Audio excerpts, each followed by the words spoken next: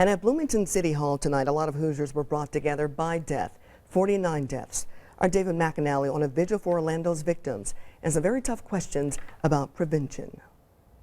Love and laws. Folks who lit candles here tonight think those two things could stop another Orlando. These are the kind of tragedies that shake us to our core. When Bloomington met to remember the victims of Orlando, Jennifer brought daughter Sydney. I'm teaching her to accept people who are different, that might not be like you. In candles and caring, searching for safety here and here. We've never been, I guess, just a typical gay bar. For one, it's owned by 2 women. At Bloomington's Backdoor Club.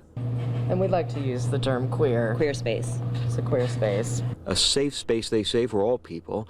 But how do they make it more safe after Orlando? I mean, we're always concerned about the safety of our patrons. I get really upset when people ask me about security and what we're doing to keep people safe. Queer folks are not safe in this society in general. We have been terrorized since the moment that we realized that we were queer. They say, look at Orlando. There was a security guard. That didn't stop this guy from killing 50+ people. No. I mean, more guns isn't really going to solve the problem. An assault rifle will always win. And that's why no civilian needs to have one. If someone wants to come into this space, there's nothing anyone could do to stop them. That's true of any public space. They say civil rights laws and gun laws could bring more safety. Violence has always found us.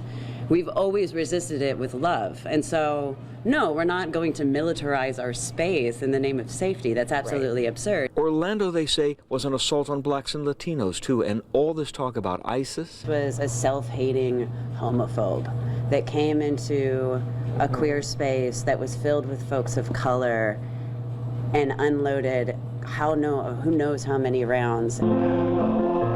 At the vigil, a call for common ground from a local Muslim. We both know what it feels like to be hated for something we cannot change about ourselves. And this night for Sydney, support the people that are not alive anymore. a community struggling with questions and answers. Andrea.